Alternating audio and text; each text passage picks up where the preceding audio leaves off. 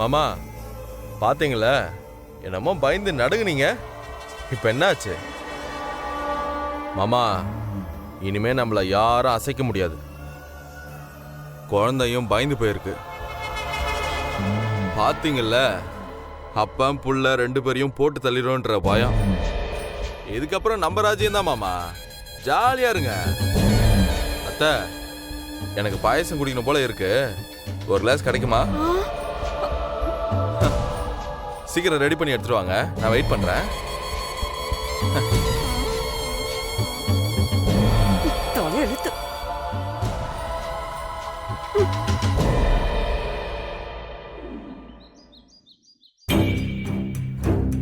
என் பொண்ணு மேல கைய வச்சது எவனா இருந்தாலும் இனிமே அவன் உயிரோடவே இருக்க கூடாது. அவனெல்லாம் போலீஸ்ல புடிச்சு கொடுக்கறதெல்லாம் வேஸ்ட். என் பொண்ணு மேல கை வச்சா என்ன நடக்கும்னு நான் உனக்கு காட்டுறேன்டா. என்னை பத்தி உனக்கு தெரியலன்னு நினைக்கிறேன். அதான் ரொம்ப ஆட்டம் போட்டுட்டேன். உன் ஆட்டத்தை நிறுத்துறதை தவிர எனக்கு வேற வழியே இல்லை.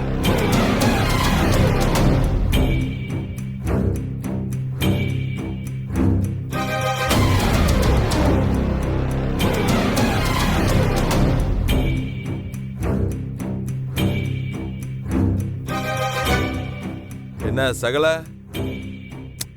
பலமான யோசனையில இருக்க போல இருக்கே. யோசி. நீ எப்படி யோசிச்சாலும் இனிமே எதுவுமே நடக்க போறதில்ல. இனிமே நீ இப்படிதான் உட்காந்து யோசிச்சுட்டு இருக்கணும். சகல, நான் உனக்கு கேட்கிறேன், உன்னால வேற என்ன பண்ண முடியும்?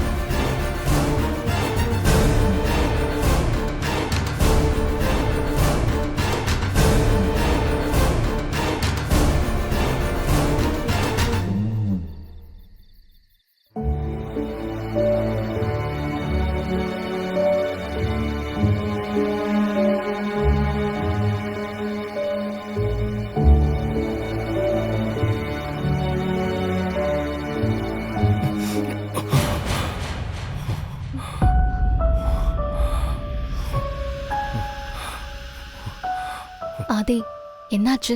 இல்ல பாரதி, தமிழ்.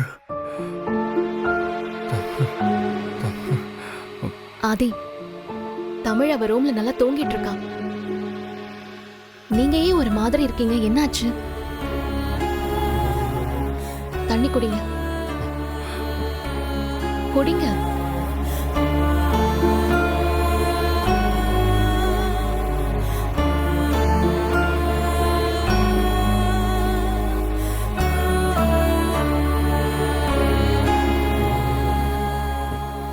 நடந்ததெல்லாம் நினைச்சு தூக்கத்துல பயங்கர டிஸ்டர்ப் ஆகுற மாதிரி எனக்கு தோணுது.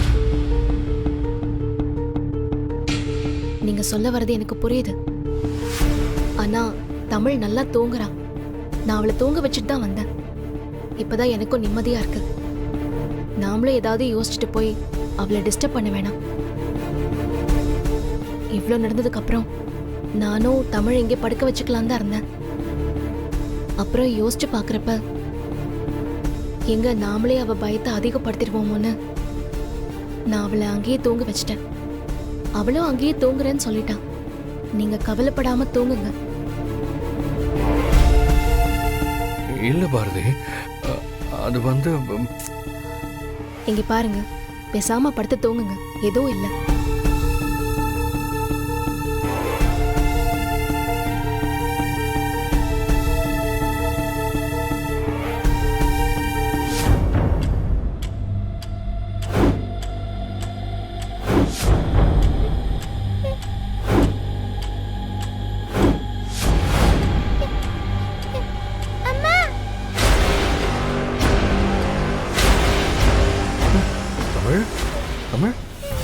என்னடா ஒண்ணு இல்ல தமிழ் ஒண்ணு இல்ல அப்பா நான் இருக்கேன்டா. ஒண்ணு இல்லடா, நான் இருக்கேன். நீங்க தைரியமா இருங்க. ம்? அப்பா மாரி உங்களுக்கு எதுவும் நடக்க விட மாட்டேன். சரிங்களா? பயப்படாதீங்க. ம்? தமிழ் உனக்கு ஒன்றும் இல்லடா, பயப்படக்கூடாது. அம்மாவும் அப்பாவும் இனிமே உனக்கு எதுவும் நடக்க விட மாட்டோம்.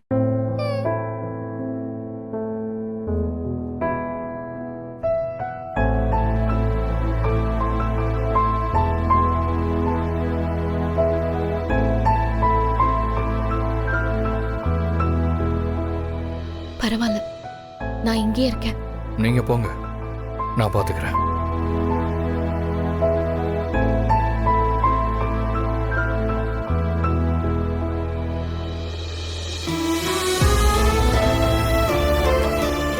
ஆதி தமிழ் மேல இவ்ளோ அன்போடவும் அக்கறையோடவும் இருக்கிறத பார்க்க ரொம்ப அழகா இருக்கு.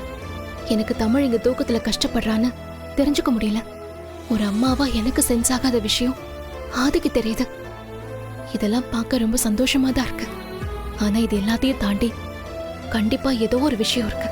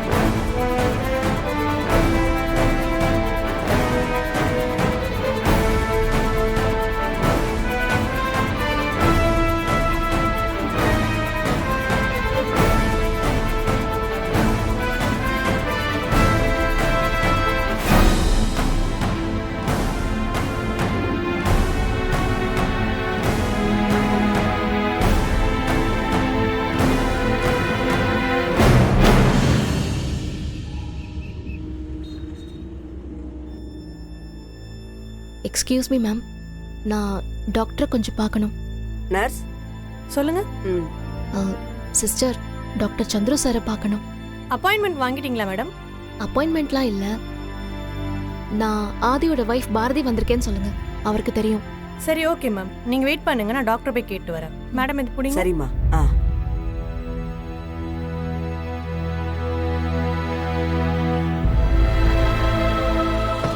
Doctor come in.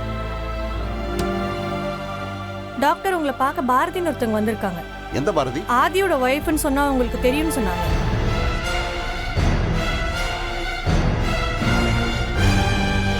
சரி, ஓகே. அவங்கள ஒரு 2 மினிட்ஸ் கழிச்சு வர சொல்லுமா.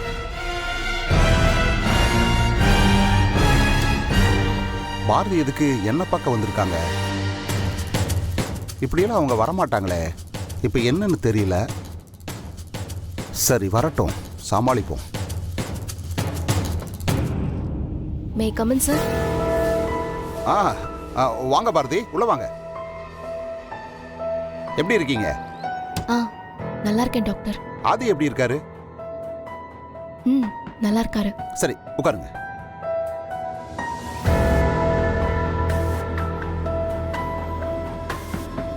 என்ன விஷயம் சொல்லுங்க பாரதி. டாக்டர், நீங்க ஆதியோட ஹார்ட் சர்ஜரி பண்ணதுல ஒரு சில விஷயங்கள் தெரியணும். ஆமா, திடீர்னு என்னாச்சு பாரதி? ஏதாவது ப்ராப்ளமா? ஆதி நல்லா தானே இருக்காரு? அதை பத்தி பேசுறதுக்காக தான் டாக்டர் நான் வந்தேன். அதை எப்படி எடுத்துக்கிறதுன்னு தெரியல, ரொம்ப குழப்பமா இருக்கு. அவரு சில நேரம்லாம் ரொம்ப வித்தியாசமா பிஹேவ் பண்றாரு. எனக்கு என்னவோ அவர் நடந்துக்கிறத பார்த்தா ரொம்ப புதுசா இருக்கு. அப்பதான் இதை பத்தி இன்டர்நெட்ல சர்ச் பண்ணி பார்த்தப்போ இந்த மாதிரி ஆர்கன் டிரான்ஸ்பிளான்ட் பண்ணவங்களுக்கு வியர்டா சில விஷயங்கள் நடக்கும்னு தெரிஞ்சது. அவங்க கொஞ்சம் வித்தியாசமா நடந்துப்பாங்கன்னு சொல்லியும் தெரிஞ்சுக்கிட்டேன். அதான் அது சம்பந்தமா உங்ககிட்ட பேசிட்டு போலான்னு வந்தேன்.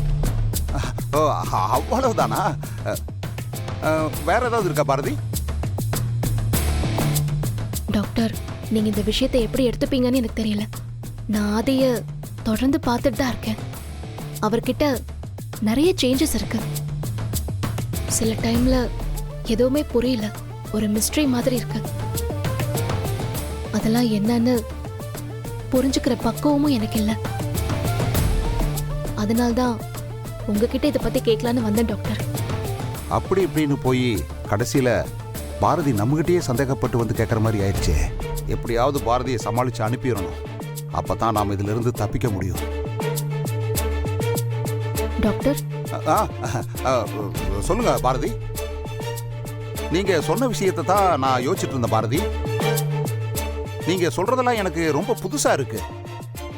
நீங்க நெட்ல படிக்கிற விஷயத்தையெல்லாம் எந்த அளவுக்கு அது உண்மையா இருக்கும்னு என்னால சொல்ல முடியாது பாரதி. என்னை பொறுத்த வரைக்கும் மெடிக்கல் டேர்ம்ஸ்ல இதோட பாசிபிலிட்டிஸ் என்னன்றத டீட்டெயிலா பேச முடியும். அப்படி பார்த்தா மெடிக்கல் டேர்ம்ஸ்ல இந்த மாதிரியான விஷயங்கள் நடக்கிறதுக்கான வாய்ப்பு இல்லவே இல்லை. ஆர்கன் டிரான்ஸ்பிளான்டேஷன் பண்றதுனால எந்தவித மாற்றமும் வரப்போறதில்ல. எக்ஸாம்பிளுக்கு சொல்லணும்னா பிளட் டொனேஷன் மாதிரி தான் இதுவும்.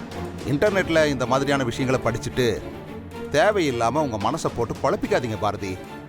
ஆர்கன் டிரான்ஸ்பிளான்டேஷன்ங்கிறது ஒரு மெடிக்கல் ப்ரொசீஜர் தான். இதுக்கு நீங்க இவ்வளவு பயப்படணுங்கிற அவசியமே இல்லை.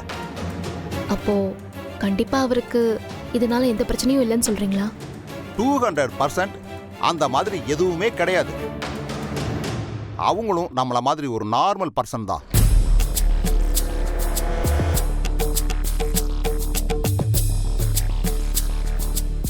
டாக்டர், எனக்கு இன்னொரு ஹெல்ப் பண்ண முடியுமா? நான் ஆதிக்கு ஹார்ட் டொனேட் பண்ணவங்கள தெரிஞ்சுக்கணும் டாக்டர்.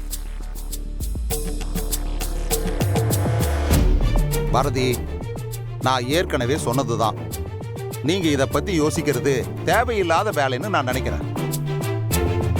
அதுவும் இல்லாம நாங்க அவங்க டீடைல்ஸ் எதுவுமே உங்ககிட்ட சொல்லக்கூடாது. இதுக்கு மேல என்னோட பதில் என்னங்கிறது உங்களுக்கு நல்லாவே புரிஞ்சிருக்கும். புரியுது டாக்டர். It's okay. தேங்க்யூ. போயிட்டு வாங்க பாரதி.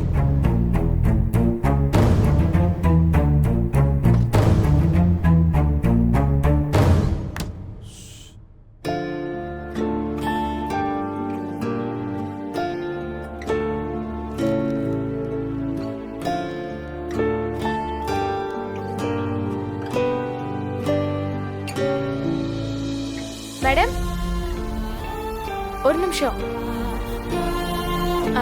நீங்க ஆதி சாரோட ஒய்ஃப் தானே? ஆமா. டாக்டரை பார்த்துட்டீங்களா? பார்த்துட்டேன். ஆனா உடம்புக்கு என்ன மேடம்? உடம்புக்குலாம் ஒன்றும் இல்லை சிஸ்டர். நான் டாக்டர் கிட்ட சில இன்ஃபர்மேஷன்ஸ் கேட்கலாம் தான் வந்தேன். ஆனா இப்ப டாக்டர் கிட்ட அதை பத்தி பேச முடியல. என்னாச்சு மேடம்? நான் உங்ககிட்ட நேரடியாவே கேட்குறேன். எனக்கு ஆதிக்கு ஹார்ட் டொனேட் பண்ணவங்க யாருன்னு தெரிஞ்சுக்கணும். உங்களால எனக்கு ஹெல்ப் பண்ண முடியுமா ப்ளீஸ்? மேடம், அன்னைக்கு இதே மாதிரி தான் ஆதி சார் இந்த விஷயத்தை தெரிஞ்சுக்க உதவி கேட்டாரு. என்ன சொல்றீங்க?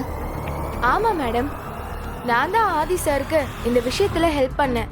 ஆதி சாருக்கு ஹார்ட் டொனேட் பண்ணவங்கள நான் தான் காட்டினேன். அப்போ ஆதிக்கு அது யாருன்னு தெரியுமா? தெரியும் மேடம், அவருக்கு நான் தானே ஹெல்ப் பண்ணேன்.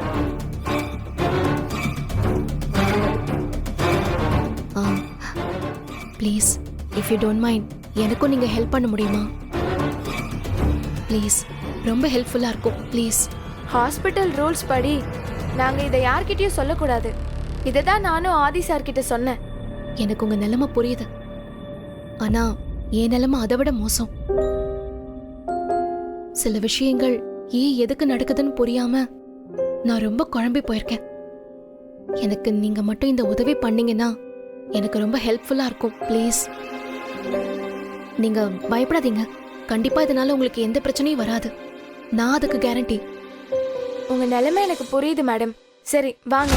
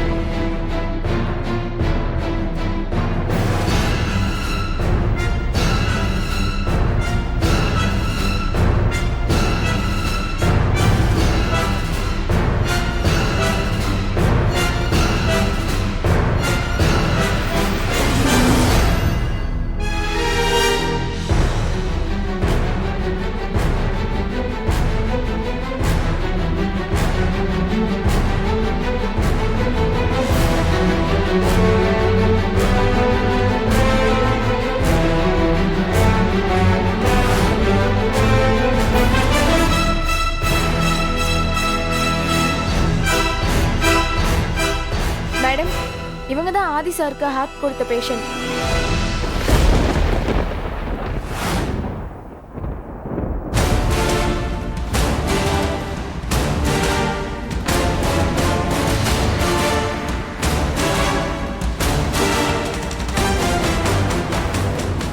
இவர்தான் உண்மையிலேயே ஆதிக்கு ஹார்ட் கொடுத்தவரா?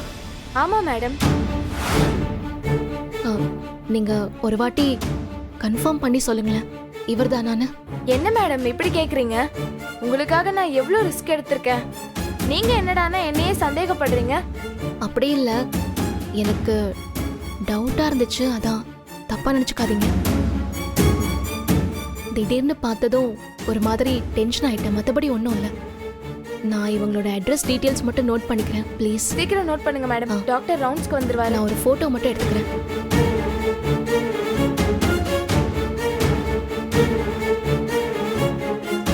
ரொம்ப தேங்க்ஸ் சிஸ்டர். ஓகே, பரவாயில்ல மேடம். நான் வரேன். சரிங்க மேடம். இந்த உதவியை மறக்கவே மாட்டேன். பரவாயில்ல மேடம்.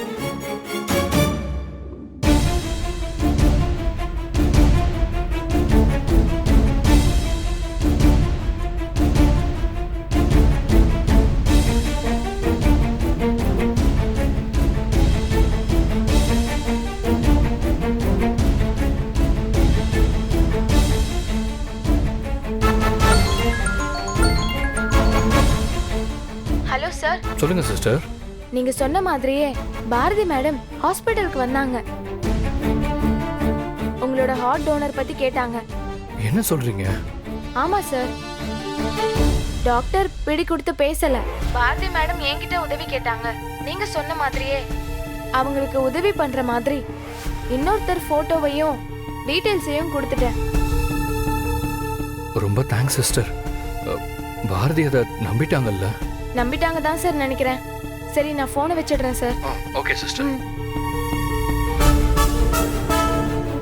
நாம நினைச்சதை விட பாரதி தெளிவா தான் இருக்காங்க.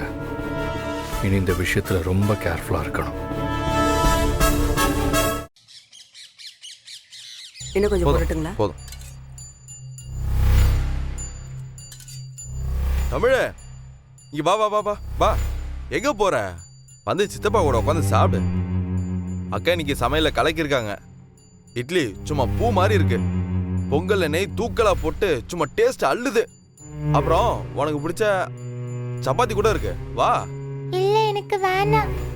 நான் அப்பா அம்மா கூட வந்து சாப்பிட்டுக்கிறேன்.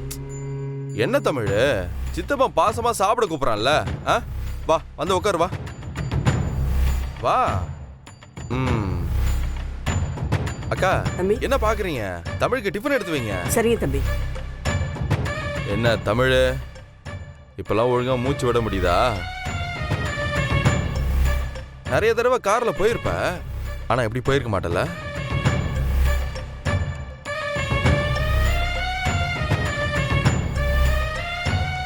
என்னக்கா வெறும் தட்டை வச்சிருக்கீங்க? ஏன் தமிழ், சாப்பிடலையா நீ? இரு வரேன். அக்கா, சட்னி வைங்க. என்ன தமிழ் சாப்பிடலையா? என்ன தமிழ், எல்லாரும் சொல்றாங்கல்ல சாப்பிடுமா, அப்பதான் தெம்பா இருக்க முடியும். உன்னை யாரும் எதுவும் பண்ண முடியாது. எவ்வளோ நேரம் கார்டிக்குள்ள இருந்து உயிர் பழிச்சு வந்திருக்கமா, அது என்ன சாதாரண விஷயமா? சும்மா சொல்லக்கூடாது தமிழ, நீ ரொம்ப தைரியமான பொண்ணுதான். பெரியவங்களே பயந்து போயிடுவாங்க. ஆமா, உனக்கு இவ்வளவு தைரியம் எங்க இருந்து வந்துச்சு? இங்க பாருங்க, இந்த மாதிரி எல்லாம் பேசாதீங்க, எனக்கு கோவம் வரும். பாப்பா என்ன பாப்பா கோவப்படுற? நீ போய் கார் டிக்கிக்குள்ள படுத்துக்கிட்ட. ஆமா, உன்னை யார் அங்க கொண்டு போய் படுக்க வச்சது? உனக்கு ஒளிஞ்சு விளையாட வேற இடமே கிடைக்கலையா?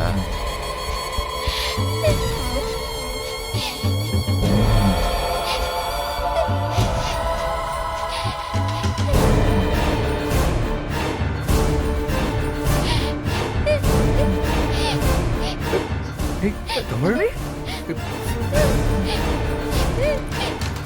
ஒண்ணும் இல்லடா, ஒண்ணும் இல்ல. இந்த தண்ணி குடி, தமிழ், தண்ணி என்னடா? குடி.